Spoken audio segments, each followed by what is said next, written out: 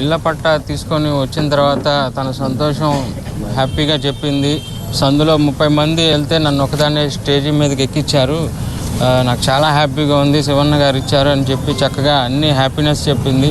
ఇంకో వీడియో వాళ్ళ ఫ్రెండ్తో తీసిన వీడియో చూపించింది, మాట్లాడింది, ఇంటర్వ్యూ చూపించింది, బాగుందన్నాను, అది అన్నాను. తర్వాత మరుసటి రోజు నుంచి వీడియో పోస్ట్ అయిన సోషల్ మీడియాలో పోస్ట్ అయిన తర్వాత దగ్గర నుంచి బ్యాడ్ కామెంట్స్ అనేవి వచ్చినాయి.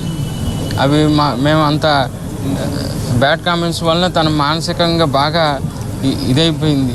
ఎవరు చెప్పించలేదు, ఎవరితోనూ చెప్పలేదు. అందరూ తన మనస్ఫూర్తిగా నిజంగా తన మనసులో మాకు ఆ పథకాలు నిజంగా అందినాయి కాబట్టి మనస్ఫూర్తిగా చెప్పింది. తనకి జగన్ అన్న అంటే గౌరవం, శివన్న అన్న గౌరవం, అందరూ గౌరవం. అది ఏ పార్టీ మేము ఆ పార్టీ మనుషులం కాదు. మాకు ఇంత హెల్ప్ చేశారు. అయినా వాళ్ళ గురించి స్వతంత్రంగా చెప్పినందుకు ఈ ట్రోల్ ఇలా చూసింది. నాకు కూడా చెప్పుకోలేనంత మెసేజ్లు చదివింది.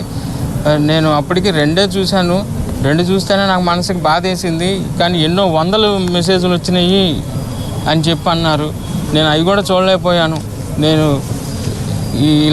ఇలాంటి పరిస్థితి ఇంకెవరికి రాకూడదు. ప్రతి ఒక్క కామెంట్ పెట్టిన వాళ్ళు ప్రతి ఒక్కరికి శిక్ష పడాలి. బ్యాడ్ కామెంట్స్ దయచేసి పెట్టమాకండి. ఇంకో కుటుంబం ఇలా వీధికి పడకూడదు దయచేసి నేను చెప్తున్నాను.